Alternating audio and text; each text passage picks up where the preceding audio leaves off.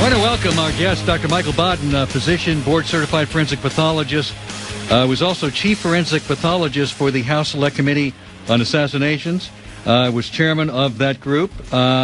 He has overseen cases ranging from the death of John Belushi to the examination of the remains of Tsar Nicholas II, an expert witness in countless criminal cases like the trials of Klaus von Bülow and O.J. Simpson. And also joining us is Dr. Cyril Wecht, who is an expert in forensic medicine, also served on the panel that Dr.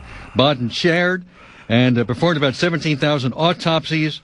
He is known for his criticism of the Warren Commission's findings on the assassination of President Kennedy. So you two gentlemen know each other, obviously, right? Yes. Even though you have made different views of what happened, you guys never worked out, or neither one of you convinced the other, right? Dr. Wecht, let me begin with you. What happened on November 22nd, 1963? I believe there were two shooters, one from the rear, one from the right front, most likely from behind the picket fence on the grassy knoll. I think the evidence points to that based upon the single bullet theory, which I think is just scientifically unfeasible, impossible. The trajectory, the weight of the bullet, and the condition of the bullet, not to mention numerous eyewitness accounts, including John and Nellie Conley, who went to their graves insisting that the governor was struck by a separate bullet. Then the examination of the head, and most specifically, and I'll bring it up to date, a presentation and a live 1 hour program that we had, part of our 3-day conference in Pittsburgh last month. Dr. Robert McClellan, one of the chief surgeons at Parkland Hospital, who was, in his words, 18 inches for 8 to 10 minutes away from the gaping wound on the right side of the president's head, who stated unequivocally, unhesitatingly, that the wound that struck the president hit him in the right frontotemporal area and moved in a posterior direction. So, to begin with, if you don't have the single bullet theory, then you've got two shooters. The single bullet theory is the sine qua non of the Warren Commission report's conclusion regarding a sole assassin. Before you get on to anything else, all the criticisms and all the things about Oswald, et cetera, you've got to have the single bullet theory in place if you want to have a sole assassin. I think there are other reasons that we can show that it wasn't what the commission says, but for openers, that's my point. Do you have any idea who the other assassin was? Do I know who he was? No, I don't know. I don't know who he was. I have my thoughts about. Do you have any theory about who else might have been involved? Yeah, well, you mean categorically, I don't know. In a personal way, yes. It wasn't the Russians, the Chinese, or the Cubans. It was us in America. So who would be us? Who were the people that were unhappy with Kennedy? Who were the people who could not possibly tolerate 5 more years of John followed by 8 years of Bobby Kennedy? Who were the people who were concerned about what he was going to do, remove ground troops in Vietnam? Who were the people who were concerned about his saying he was going to tear the CIA into 1,000 pieces? Who were the people who were concerned about the changes that he was going to make in government, internationally and locally, and so on? Then who does that bring? I think it was a rogue element. I don't think the people who were in charge of the CIA, I think, I don't know, 4, 5, 6 people making the decision, and then people play that. Not very hard. And Oswald was a patsy they hired? Yeah, I believe Oswald was a patsy, but you know what? I don't care. If you want to have him as a shooter, fine. I give him to you as a gift. The point is that when you have a second shooter, you've got an open case. You've got a cold case that is an unresolved murder. So you can start. Fine. You want Oswald as a shooter? Then go ahead. Let's talk about the second shooter. I personally do not believe that Oswald was a shooter. All right. You don't believe Oswald was a shooter at all? No. Then who was he? And what was he doing there? Oh, who Oswald? Oswald was a man of many faces. And when you say, what was he doing there? What was the man at Carcano doing there? What were the cartridges? You're not a forensic scientist or a homicide detective. Michael and I are not homicide detectives or CIA people. You give me a little bit of time and some money, I can set up something like that and have you framed. Now, what's the big deal about that? Now, Dr. Baden, I'm sitting here very patiently. Well, to paraphrase H.L. Mencken, I think Dr. Wecht is very smart, very articulate, and very wrong. Okay, where's he wrong? In some, we agree, as you indicated, with many things. We both agree that the autopsy was performed by doctors who were not qualified to do the autopsy. Right. That the death occurred in Dallas. They had a chief medical examiner there, Dr. Rose, who was very experienced in gunshot wounds, and the body was illegally taken to Bethesda, where the hospital doctors. Was his brain missing? Well, it wasn't missing at the time of the autopsy. Okay. Good point, Michael. Good point. Yeah, they removed the brain. They took a photograph of the brain. But because they were not really qualified to do what they were doing in a criminal case, they put the brain in a formaldehyde jar and didn't dissect it, because for whatever reason they didn't dissect the brain, which gives people like Dr. Wecht the ability to say, well, the bullet could have still been the third bullet that hit the Kennedy could have still been in the brain. It didn't show up in X-ray, but maybe it's a plastic bullet or something. You subscribe to the single bullet theory? Yes, it's not a theory; it's a fact. The thing is, you're with Arlen Specter on this one. Yes, actually, yes, because that's how he figured it out for the Warren Commission. But the reason for it, you see, if Connolly was sitting normally in a chair, he was in the lower to the left, a little bit folding chair in the limousine, and he was looking straight forward at the time of the shooting. Then, in order to do the bullets, it would have had to go through Kennedy and go and make a turn to go through Connolly. But as Connolly said, he hears the first bullet. The first bullet misses and hits the curb, the first discharge. He then turns around, as Cyril said, and when the second bullet is fired that goes through Kennedy's back and neck, he's in a straight line for the bullet going through the back, chest, arm, and thigh. And the Carcano bullets made by Italians, very thick copper jacket, were made to go through multiple people. It's wartime ammunition. We don't do that in civilian life, and I think the single bullet theory holds up. There would have been a single bullet if Connolly had turned to line it up that way. And you believe Lee Harvey Oswald was the shooter? Yes, that Lee Harvey Oswald, because it was his gun, his handprints on it, his building he worked in, the 3 cartridges from his weapon. You dispute that, Dr. Wecht, that it was his gun, his fingerprints, his cartridges? No. Those are things. Obviously, they weren't going to have these kinds of things not taken care of, just as they needed to have Commission Exhibit 399, the hero of the single bullet saga, found quite fortuitously by a maintenance man having to get to the men's room at Parkland Hospital, finding the corridor blocked, moving the stretcher, and lo and behold, there was a bullet. In addition to the trajectory that Michael has just talked about, the bullet, as found, weighed 158.6 grains, and in store-bought condition, it weighs 161 grains. That's a weight loss of exactly 1.5%. And yet Connolly took fragments of metal to the grave with him in his chest, wrist, and thigh. Fragments were removed from the wrist. I myself spoke with Audrey Bell, the chief OR nurse who turned him over to the FBI, to suggest that all those fragments together weighed only 1.5% of the original weight of the bullet is absurd. And the condition of the bullet, they talk about these experiments like one that was recently shown on CNN by criminalists that Michael and I know. They shot through pine wood, and they shot through gelatin and Neutrogena soap. But you know what? They never shot a bullet through 2 bones. But the government did shoot bullets into bones years ago, into the ribs of a goat to simulate Connolly's rib fracture, into the radius of a cadaver to simulate Connolly's radial fracture. And you know what?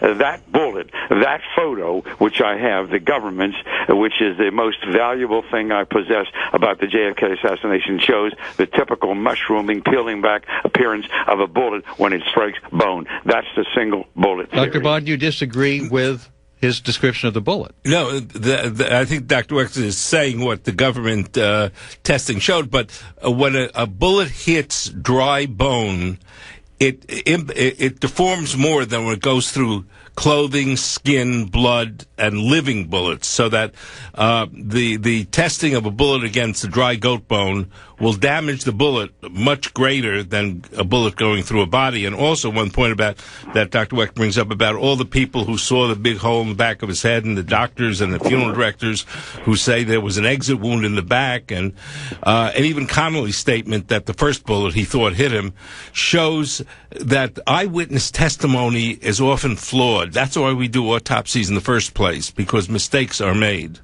Well, eyewitness testimony in this case, Michael, was Dr. Robert McClellan, who had treated hundreds of gunshot wounds at Parkland Hospital. And with regard to dry bones, Michael, no problem. I can get permission from a family any day when I do my next autopsy to get bone, which will not be dried or desiccated. It won't be living, but it'll just be a couple of hours old, and I can get those bones and turn them over anytime the government wants to repeat those experiments, and let's see what bullets look like when they go through bones that are not dried or desiccated. Michael? That would be a more valid test if you can get somebody to donate. We'll do it right here on the show. We'll just get the bones in here and get you two guys. Sure. To donate an arm. I'm going to take a break here. We'll come back in a moment. What astounds me is you are two of the top forensic pathologists in the country, and yet you have such disagreement about this. Here you've both been experts on this for years. Each of you have done thousands of interviews. I'm not exaggerating. And you don't see, neither of you brings the other to your point of view here. Well, medicine's not an absolute science. Right. Keep that in mind. And Michael and I, we've been together in many cases, most enjoyably, and we've been on opposite sides. And every week in America, there's a case in which board-certified forensic pathologists are expressing different views. So that's not really unique. It's important and significant and well-known because it's Kennedy. But in the Jones or Smith or Brown case, somewhere in America, believe me, it's happening. Dr. Michael Baden is with us. He's a forensic pathologist, obviously board-certified and a physician, and was the chief forensic pathologist on the House Select Committee on Assassinations, on which Dr. Cyril Wecht served as well.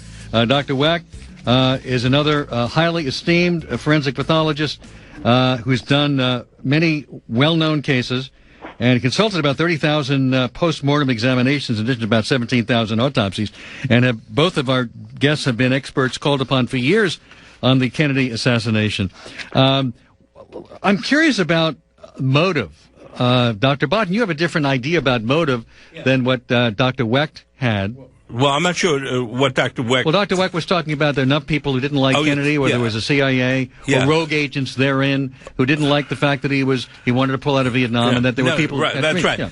As far as Oswald... See, I agree that Oswald did it, and only his bullets... Right, and Cyril is saying that Oswald did not do somebody else do it. Right. So if somebody else did it, they must have had motives.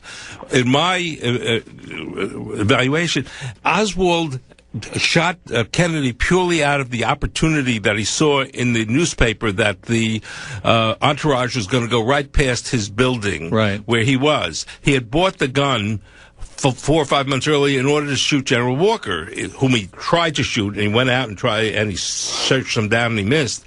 But Kennedy, he just happened to work in the building, and he thought this was an opportunity to make a name for himself. Well, if he liked Kennedy, as you've said... Yeah, but he didn't like him that much. Well, why would he shoot him? Doesn't make any sense. Because he wanted to make a name for himself. He thought that he was going to become a big shot. And why was he then shot by Jack Ruby? And who was Jack Ruby? Jack Ruby was a nice Jewish fellow who owned a bar, strip club in Dallas, and who also was opportunity. He happened on Sunday to go to Western Union to send a check to one of the girls that worked for him that needed money. And when he came out, he saw the crowd around the police precinct.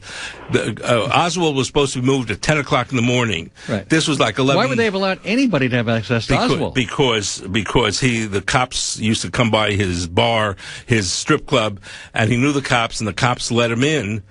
And I interviewed his brother on this, Ruby's brother, and the brother said that what happened was he was standing there and he saw Oswald coming toward him and got a smirk on his face, and he thought He loved Kennedy. A patriot, wanted to go after and the guy. he was a patriot. He'd shoot him, and the country would love him for shooting the bad guy, for Oswald. Dr. Wecht, I'm guessing you have a different idea who Jack Ruby was. Yes. First, let's talk about Lee Harvey Oswald. Just think, when Michael said he wanted to be a big hero. Well, big hero, how come you don't stand up and take credit then? Oswald, until the moment that he died, denied having anything whatsoever to do with the shooting. Now, that doesn't make him innocent, but it sure as heck does not put him into the mold of somebody who assassinates somebody and wants to take credit for this, and who does it for a great cause, political, emotional, or what have you. And then with regard to Ruby, Michael, I think you better check this out. You're a little behind on this, Michael. It has now been accepted, proven fact that Jack Ruby was let into the basement by a high-ranking Dallas police official. He was no more casually just across the street. That was a story. You're right. You told the story accurately, what the Warren Commission bought, and lo and behold, after wiring money to the former stripteaser, then he walked down the ramp. Jack Ruby was a pimp, a hustler, a police informant, an FBI informant. Jack Ruby was there to eliminate Oswald. You can bet on that. There was no way that Lee Harvey Oswald was going to come to trial. Who set up Ruby to kill Oswald? Ruby was mafia from the age of 17, little Jacob Rubenstein in Chicago. You're laughing, Michael, at this. A nice Jewish boy was a mafia from birth. Who set up? He gets one call from one of... Hey, it was Meyer Lansky, right? Carlos Marcello's boys. Man, there's no question about what he's going to do. You know, he got down at bended knee. He begged Earl Warren, the Chief Justice, to take him to Washington, D.C., and regrettably, he was rebuffed and never had that opportunity. And then he developed a common cold. And the common cold proved to be inoperable, far advanced carcinoma of the lung. Goodbye, Jack Ruby. Goodbye, Lee Harvey Oswald, and so on. And the Warren Commission, you want to talk about that for a moment? Sure. Even the defenders of the Warren Commission report's conclusions have to acknowledge, and they are doing so this year with great, I'm sure, unhappiness, but necessity. It was the sloppiest, most superficial, incompetent examination you can possibly imagine. If that kind of an investigation of a homicide were conducted in New York City today, especially anybody, of prominence or so on, either of you two gentlemen or the mayor or whatever, you think that they're going to handle it in this fashion? And then in 3 days, J. Edgar Hoover, you know that Lee Harvey Oswald has been in Russia for 2.5 years. You know he's married to the niece of a KGB colonel. You have all these things to trace out. In 3 days, Hoover is announcing to the world that he knows, it's been proven, that Oswald was a sole assassin. Not only that, but that nobody else had any input going in. Nobody had any input coming out. Remember, this is the premise of the Warren Commission. You can't be a little pregnant here, gentlemen. You either have it or you don't have it. The Warren Commission's conclusion is nobody had any input whatsoever. So that is what you have to live with. That is what you have to accept, that Lee Harvey Oswald did this all by himself, and then after having done it, then he denies having anything to do and any knowledge whatsoever of the killing. So that's the Warren Commission report. Michael?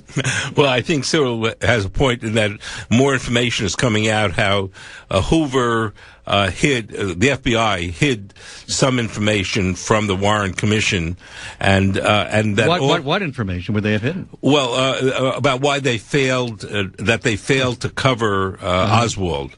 Yeah. That Oswald should have been looked at before the president came because of his history. Right. They didn't do it right, and they didn't get. You see, the only forensic, they got no forensic pathologist to come to the autopsy. They permitted the hospital pathologist just to do the autopsy, right, who didn't have any experience. Why wouldn't they have wanted? As I understand, it was because they wanted. They didn't want a civilian to be involved. Well, they wanted to have control over the autopsy, and Bethesda would have permitted that. And one of the things that came out, that has come out, that I think has merit to it, is that they didn't want the various Bobby Kennedy didn't want the public to know that John F. Kennedy had suffered from Addison's disease, because that a disease of the adrenal glands, and that's why he was on steroids, because he had denied this during the Democratic convention when that was brought up as an issue why Kennedy should not be voted for to be the president, because he had this very serious Addison's disease. So Bobby disease. wanted to keep that quiet, lie about it. And he absolutely denied it, and he didn't tell the truth. I'm Alan Combs. We're talking with Dr. Michael Baden and Dr. Cyril Wecht, both forensic pathologists, and both were, and in fact, Michael Baden headed the Select Committee on Assassinations in the House.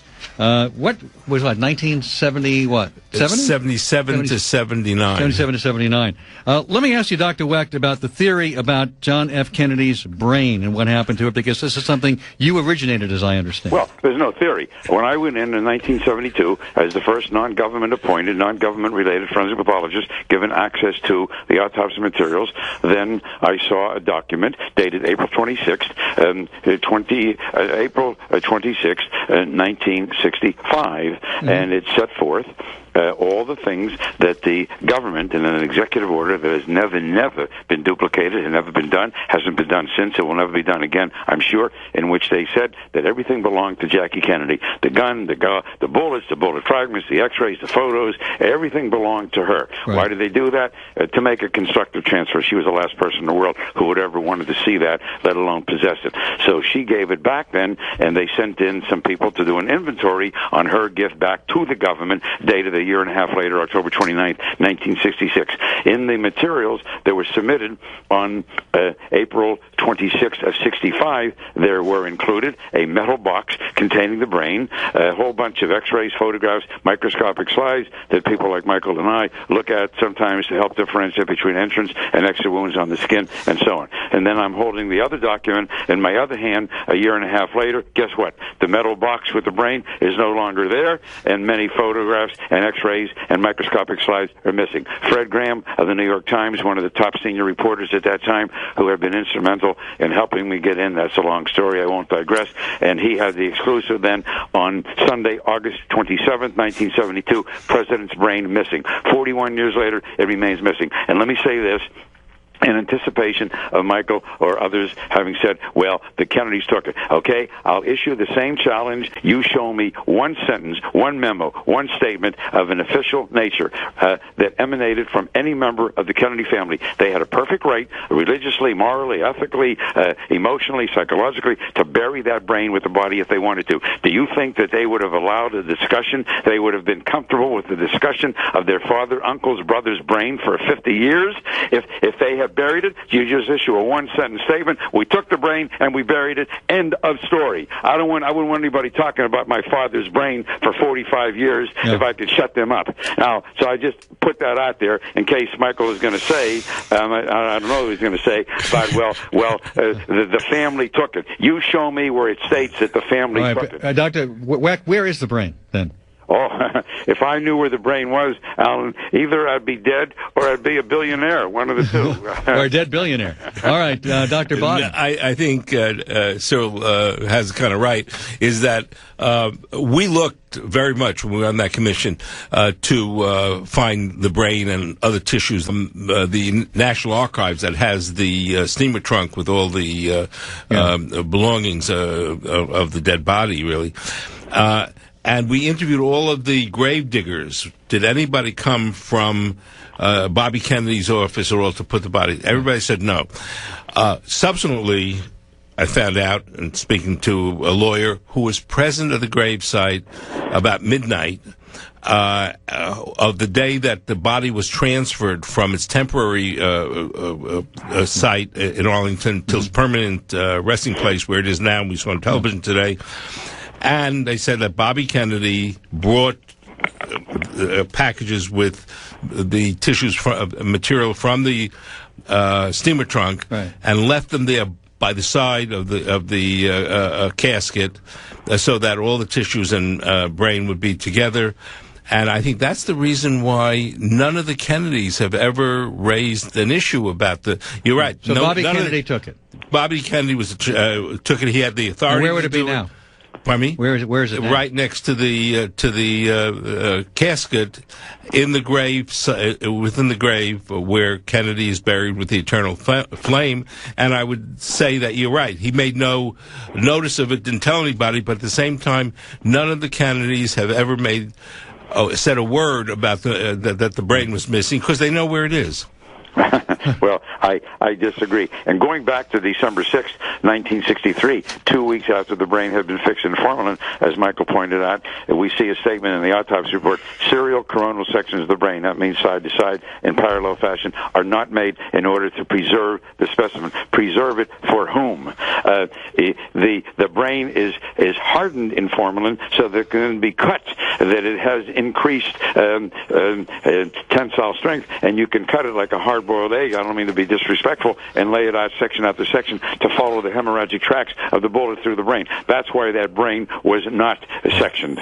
Are we ever going to know for sure? I mean, both of you will probably say we already do, but is there ever going to be general agreement, Dr. Baden, on whether there was a conspiracy, not a conspiracy, what happened? Hey, will we ever get to the point? Two parts to the answer. One, no, we're never going to agree on this as a country, and as Dr. Wecht keeps saying, most of the country agrees with his theory rather than the Warren Commission or what You're in the tell minority you. on this. I'm the minority on this. But I think more important, that 50 years later, one of the reason that we don't have the brain is because of the poor way in which the autopsy was done. Dr. Wecht says after 2 weeks they're supposed to section the brain and analyze it, make microscopic slides. It wasn't done because the doctors doing the autopsy didn't know what to do. And I think today, there'll be 50 murders today in the United States. Half of them won't be solved, unlike CSI. And one of the reasons they're not solved is because half of the 50% of murders in this country are autopsied by doctors who are not trained to do those autopsies. They're not forensic pathologists, they're hospital pathologists. And it's time that one of the memories which we have of John Kennedy is to develop a system where there's better forensic science in this country. Dr. Wecht, your answer to will we ever come to general agreement on this, or this will be a mystery forever? Well, I don't know about forever. I do believe, realistically, painfully, regrettably, that it's not going to happen in my lifetime. When I was much younger, I used to think that it would.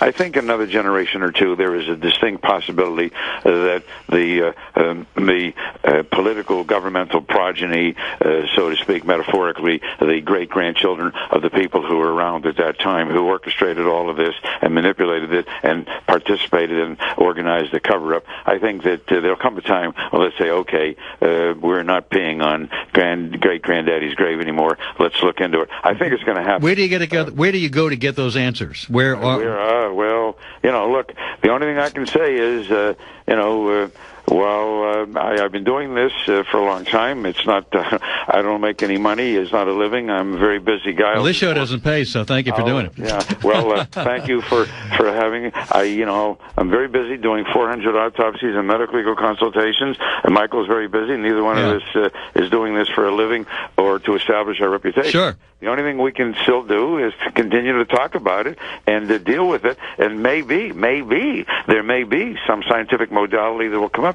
We always think that we know everything. In 1984, Alex Jeffries applied DNA, right, in a murder case in England. And look where that brought. By the way, Dr. Wecht, before we part company, I used to listen to you years ago when I was a wee child on the Long John Nebel show. Oh, boy, there you go. That's where I first heard I Cyril. was barely an embryo at the time, but I do recall you on there, and Barry Gray and Barry Farber. Were they fantastic? A big bag of corned beef sandwiches coming over. And I did a late-night show in New York where I first met Dr. Baden. We had the Carnegie Deli deliver over at the time. Oh. Right. So, Michael, and you were lucky. You got there in New York City with these great delis. Right. Yeah. And you're in Philly. They don't have Jewish deli there, right? Pittsburgh. I'm sorry. Dr. Wecht, I appreciate very much your coming on the program tonight, certainly on this historic day. My pleasure being with you and with Michael. Yeah. A good discussion, and I thank you, both of you. Happy Thanksgiving and Happy Hanukkah, and best wishes to all your listeners. Thank you very much. Same to you, Thank Cyril. you very much. And Michael, I'm glad to see that you and Cyril, in spite of disagreeing so much, had such camaraderie with all this. Now, we got political disagreements on the show. It's not always so friendly. Well, I've learned a lot from Cyril. Where would we go eventually to find out where everything is? Is there an archive somewhere that has information that's not been revealed? We don't know about that. If there is, I mean, certainly the FBI kept things from the Warren Commission, and there might be something. But I think that the working out the cause of death, as Cyril says, the single bullet theory is the main reason why he's saying that it's a fourth bullet. We'll have to have other pathologists review it. But may make one thing. Can I mention? We've got about 20 seconds here. Yeah. The House committee did say it was a conspiracy because they accepted acoustical evidence about a fourth gun that turned out echoes, later. Right? Pardon me? Could be echoes, right? But turned out to be false, that there was no fourth Dr. Baden, bullet thank you very much. Great to have you. Thank you.